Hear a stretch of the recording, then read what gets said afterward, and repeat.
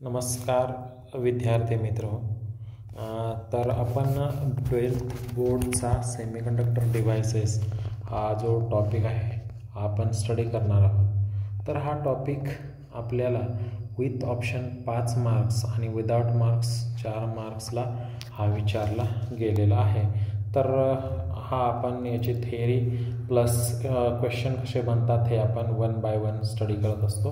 तर हा half part याचा 11thला आहे आणि हाफ पार्ट 12thला आहे, तुम्हाला तर माहितीच असणार आहे। याच्यामध्ये आपल्याला सेमीकंडक्टर म्हणजे हाफ प्रॉपर्टी मेटलची आणि हाफ प्रॉपर्टी इन्सुलेटरच्या मधला जो पार्ट आहे तो सेमीकंडक्टर म्हणून यूज करतो।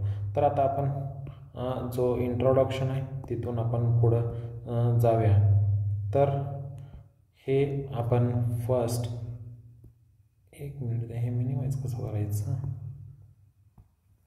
तर आपल्याला इंट्रोडक्शनमध्ये जो डायोड आहे, डायोड फॉरवर्ड बायसमध्ये काय ॲक्ट करतो आणि रिव्हर्स बायसमध्ये काय ॲक्ट करतो हे आपल्याला माहीत असणं गरजेचं आहे।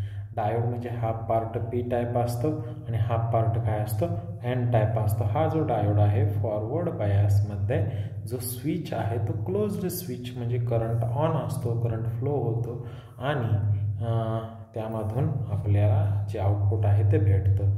पण जो डायोड तुमचा जर डायोड काय असेल रिव्हर्स बायसमध्ये असेल, आता फॉरवर्ड बायस आणि रिव्हर्स बायस आपल्याला माहीत आहे की डायोडचं एक टर्मिनल जे आहे ते पीनं दाखवतो आणि दुसरं N, P stands for positive आणि N stands for negative. P terminal जर पॉझिटिव्हला जोडलं आणि एन टर्मिनल जर निगेटिव्हला जोडलं तर हे होतं तर फॉरवर्ड बायस आणि ह्या फॉरवर्ड बायसमध्ये स्विच ऑन होतं आणि रिव्हर्स बायसमध्ये याच्या उलटी स्टेप्स आहे। तर पी तुमचं निगेटिव्हला जोडलं जाईल आणि एन तुमचा पॉझिटिव्हला जोडलं जाईल।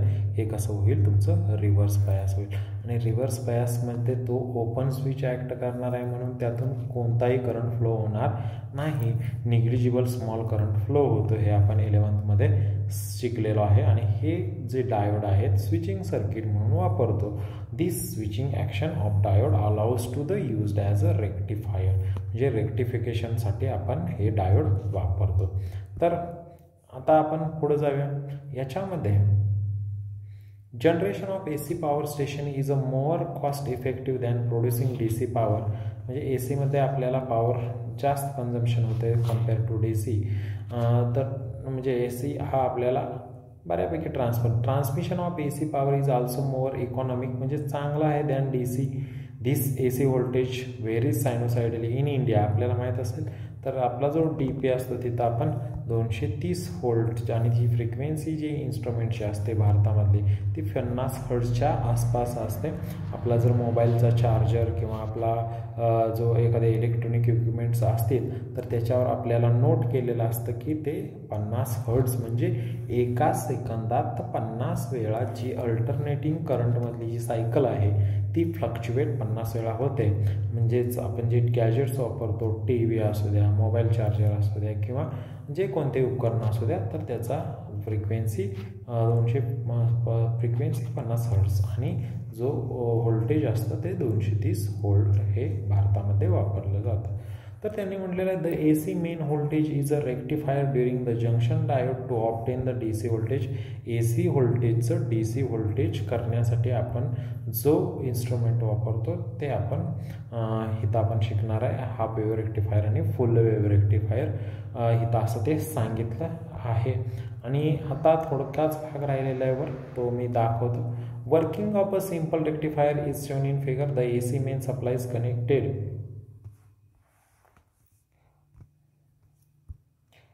एक मिनिट द्या मला इथं आलतो आपण।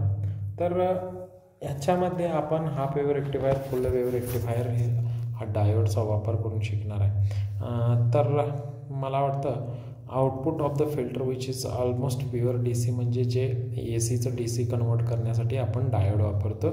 मग आता हे आपण इथं महत्त्वाचं स्टडी करणार आहोत। इथं आपल्या टॉपिकला सुरुवात होते।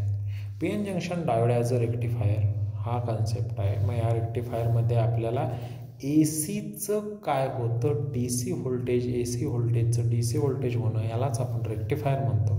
यामध्ये दोन प्रकार आहेत. पहिला जो आहे तो हाफ वेव्ह रेक्टिफायर आणि दुसरा आहे तो फुल वेव्ह रेक्टिफायर. आता नेमकं होतं काय, तर हे पूर्ण block diagram of a simple rectifier दिलेले आहे.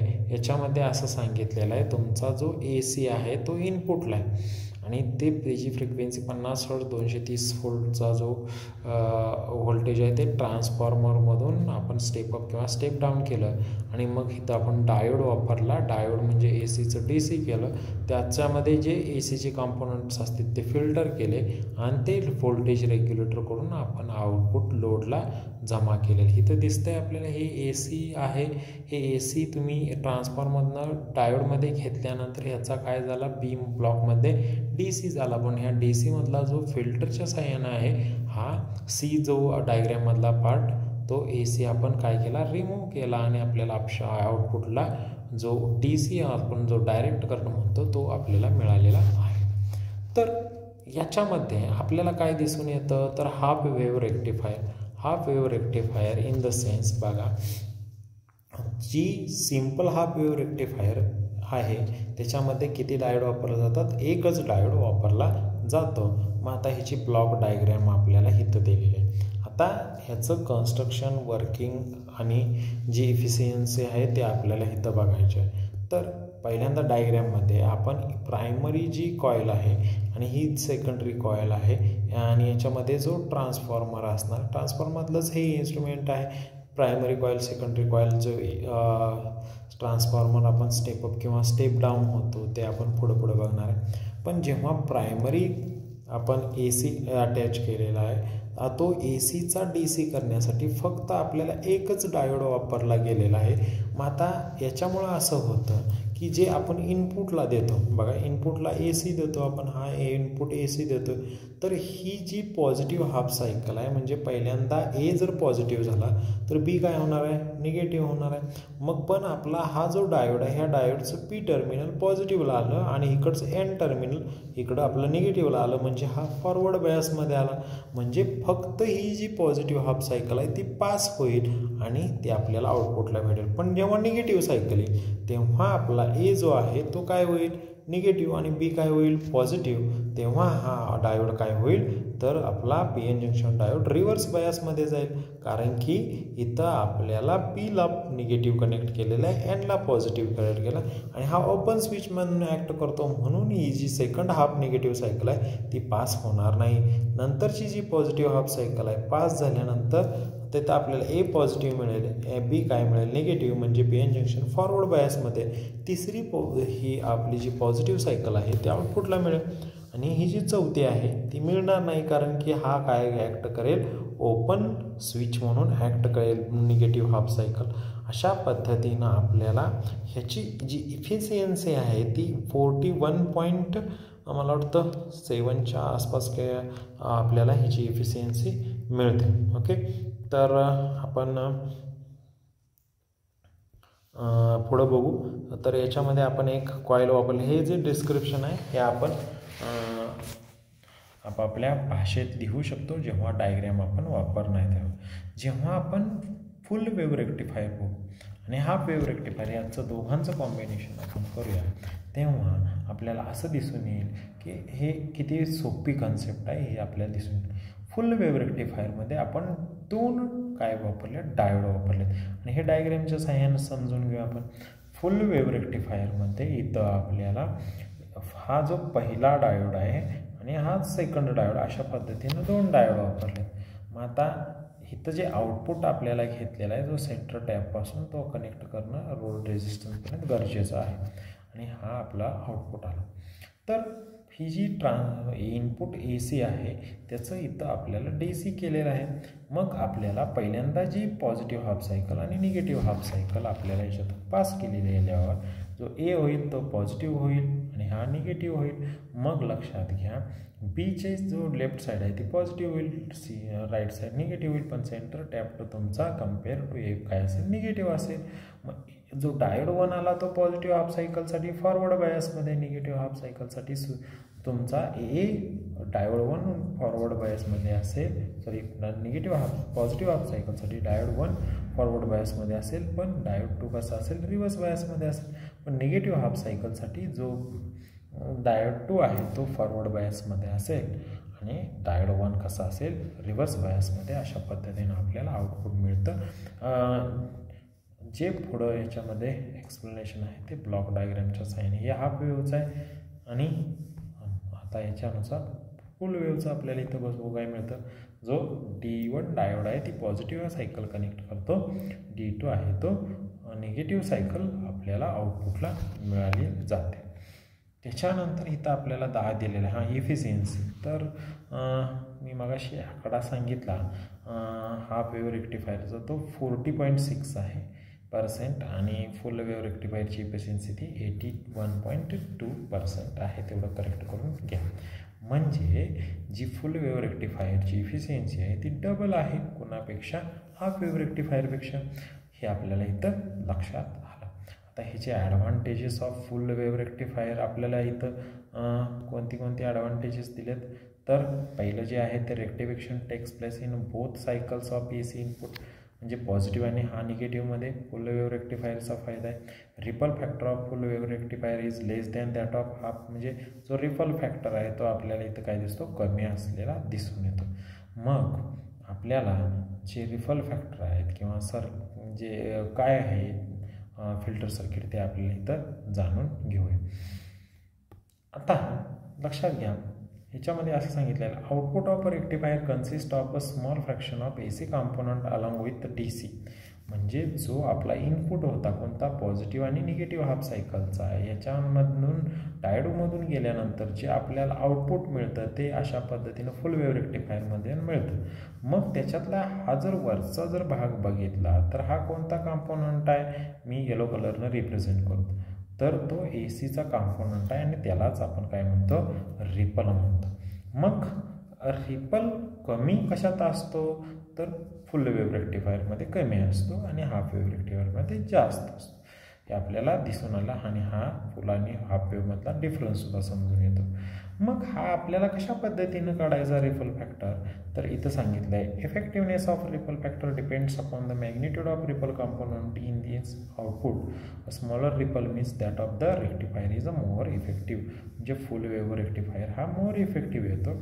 इथं आपल्याला एक्स ॲक्सिस रिप्रेझेंट काय करतो टाईमचा आणि वाय ॲक्सिस रिप्रेझेंट व्होल्टेजचं. मग जो हा रिपल बनलेला आहे व्होल्टेजचा तो रिपल रिमूव्ह करण्यासाठी आपण RC सर्किट वापरतो आणि हे RC सर्किट अशा पद्धतीने अटॅचमेंट आहे ते आपण बघू. तर रिपल फॅक्टरची अजून एक डेफिनेशन इथं आपल्याला मिळून जाते. तर the ratio of RMS value of AC component to the value of DC component हा रिपल फॅक्टरचा आपल्याला रेशो दिसून येतो. फिल्टर सर्किटमध्ये आपल्याला या फिल्टर सर्किटमध्ये काय दिसून येतं, जे इनपुट आहे ते इनपुट कशाला जोडलेलं आहे तर रेक्टिफायरला जोडलेलं आहे. ह्या रेक्टिफायरमध्ये आपल्याला AC जेव्हा इनपुट देणार आहे तेव्हा त्याचं DC होणार आहे. जो रिपल आहे तेव्हा जेव्हा आपली सायकल पॉझिटिव्ह होत जाणार आहे तेव्हा हा कॅपॅसिटर चार्ज होत जाईल, म्हणजे प्लस प्लस प्लस वरची साईड होत जाईल, मग निगेटिव्ह. पण जेव्हा हा आपला जो आउटपुट कमी होत असताना हा कॅपॅसिटर काय करेल तो आउटपुट प्रोव्हाइड करेल आणि ह्याच्यामध्ये जो स्लांट एरिया आहे तो म्हणजे जेव्हा सायकल कमी येणार आहे तेव्हा कॅपॅसिटर डिस्चार्जिंगचं काम करेल. पण परत एकदा सायकल अप होत असताना चार्जिंग आणि डिस्चार्जिंग अशा पद्धतीने या कॅपॅसिटरचं होऊन आपल्याला एक कंटिन्युअस काय मिळतो आउटपुट मिळतो. तो कोणाच्या थ्रू तर या फिल्टर सर्किटमुळं, म्हणजेच RC सर्किट यालासुद्धा आपण म्हणतो. इथं आपल्याला हे दिसून येतं जेव्हा आपली जी वेव्ह वर जात असते O to A पर्यंत तेव्हा कॅपॅसिटर चार्ज होत असतो. पण A पासून जेव्हा आपली वेव्ह खाली उतरायला चालू करते तेव्हा कॅपॅसिटर हा डिस्चार्ज होण्याचं काम करतो. म्हणजे हा जो RMS आहे किंवा जो रिपल फॅक्टर आहे तो कमी करण्याचं काम आपल्याला कोणाच्या साहाय्यानं फिल्टर सर्किटच्या साहाय्यानं दिसून येतं. मग हे कॅपॅसिटर चार्जिंग डिस्चार्जिंग तुम्हाला आत्ता मी सांगितलं त्या पद्धतीनंच हे आपल्याला एक्सप्लेनेशन आहे. हे तुम्ही तुमच्या इंग्लिशच्या भाषेमध्ये तुम्ही पेपरमध्ये लिहू शकता. आता ह्याच्यासाठी तुम्हाला थोडं प्रॅक्टिस असणं गरजेचं आहे. आता इथं ती नेक्स्ट कन्सेप्ट आहे तो आपला कोणता, झेनर डायोड. झेनर डायोड म्हणजे डायोडचे आपले वेगवेगळे प्रकार आहेत. पहिला आहे zener diode, photo diode, solar cell आणि शेवटीचा LED म्हणजे लाईट इमिटिंग डायोड. मग पहिल्यांदा आपल्याला स्टडी करायचा आहे झेनर डायोड. आता झेनर डायोडची पहिल्यांदा आपल्याला काय आहे तर डायग्रॅम जो सिम्बॉल माहीत पाहिजे. हा झेनर डायोडचा जो एन टर्मिनल आहे तो काय करायचा आहे आपल्याला अशा पद्धतीनं झेडच्या रूपात लिहायचा आहे. तर हा झेनर डायोड झाला. आपल्याला झेनर डायोड हा व्होल्टेज ब्रेकडाऊन म्हणजेच रिव्हर्स बायसमध्ये वापरतो कशा पद्धतीनं हे त्यांनी सांगितलेलं आहे. तर याच्यामध्ये काय असतं तर ऑर्डिनरी जो डायोड असतो त्याच्यापेक्षा काय केलेलं असते त्याच्यामध्ये इम्प्युरिटी वाढवलेली असते. म्हणजेच increased beyond critical voltage reverse current increased शार्पला high value the critical voltage is called as reverse breakdown voltage. हे आपल्याला ब्रेकडाऊन व्होल्टेजची त्यांनी डेफिनेशन दिलेली आहे. पण आपल्याला झेनर ब्रेकडाऊन शिकायचं आहे. दोन प्रकारचं ब्रेकडाऊन असतं. तर पहिलं आहे ते ॲव्हलान्स ब्रेकडाऊन किंवा दुसरं आहे ते झेनर ब्रेकडाऊन. याच्यामधले आपल्याला फक्त झेनर ब्रेकडाऊन शिकायचं आहे. तर झेनर डायोड आपल्याला पहिल्यांदा त्याचं म्हणजे ते कसं बनवलं जातं हे आपण इथं डिस्कस करूया. तर हा जो झेनर डायोड आहे ह्याच्यामध्ये आपल्याला काय महत्त्वाचे याच्यामध्ये वाक्य आहेत तर when reverse voltage across PN junction diode increase the electric field across the junction increases this force of attraction negatively charge electrons at the junction covalent bonds hold semiconductor together are broken due to the force and electrons are moved from the bonds. म्हणजे आपण opposite voltage लावल्यानंतर हे covalent bond decrease होतात. याच्याशी आपल्याला जास्त देणं घेणं नाही. आपल्याला झेनरविषयी शिकायचं आहे, झेनरच्या कॅरेक्टरिस्टिक्सविषयी. तर हा जो सिम्बॉल आहे झेनर डायोड कॅरेक्टरिस्टिक्सचा हा आपल्याला एन टर्मिनलला आपल्याला दिसून येतं की कॅथोड टर्मिनलला झेडचं सिम्बॉल झेनरच्या साह्यानं. ह्या सिम्बॉलला तुम्हाला काढायला हाफ मार्क्स मिळतील जर झेनर डायोडच्या हे आपल्याला कॅरेक्टरिस्टिक वगैरे विचारलं तर. आता इथे झेनर डायोड फॉरवर्ड बायसमध्ये जो ऑर्डिनरी PN जंक्शन डायोड आहे म्हणजे हा फॉरवर्ड बायसची रिजन याच्यामध्ये आपल्याला काय दिसून येतं तर हा जो रिजन आहे तो फॉरवर्ड बायस ऑर्डिनरी डायोडच्या ह्या कॅरेक्टरिस्टिक्स दाखवतो. आणि रिव्हर्स बायसच्या कॅरेक्टरिस्टिक म्हणजे इथं आपण थर्ड क्वाड्रंटमध्ये ज्या कॅरेक्टरिस्टिक्स दाखवतो त्या झेनर ब्रेकडाऊन रिजनच्या कॅरेक्टरिस्टिक्स आहेत. आणि याचा आपण व्होल्टेज रेग्युलेटर म्हणून वापर करतो हे आपल्याला इथं पुढं दाखवून दिलेलं आहे. तर झेनर डायोडचा कशा पद्धतीनं हे डोपिंग असतं ते इथं आपल्याला दिसून येतं. The Zener diode is used as a voltage regulator सगळ्यात महत्त्वाचं वाक्य आहे. आता याच्यामध्ये जे अमाऊंट ऑफ डोपिंग असतं ते कशा पद्धतीनं डोपिंग केलेलं असतं ते इथं आपल्याला दिसेल. तर हेवीली डोप्ड डायोड असतो आणि डिप्लिशन रिजन ही काय असते लहान थिन असते. Breakdown occurs at lower reverse voltage. आता ह्याच्यामध्ये महत्त्वाचं म्हणजेच डोपिंग हाय असतं हेवीली डोपिंग. डिप्लेशन लेअर ही थिन असते. A light doped diode is a higher breakdown voltage. आता ह्याच्यामध्ये झेनर ब्रेकडाऊन आणि ॲव्हलान्सची ब्रेकडाऊनची माहिती थोडीफार आपल्याला माहीत असणं गरजेचं आहे.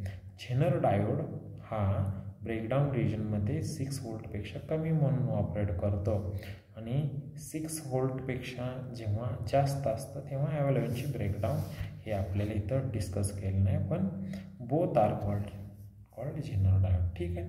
तर 6 व्होल्टपेक्षा कमी जे ब्रेकडाऊन कमी कन्सिडर केलं जातं ते झेनर ब्रेकडाऊन आहे. Zener diode as a voltage regulator.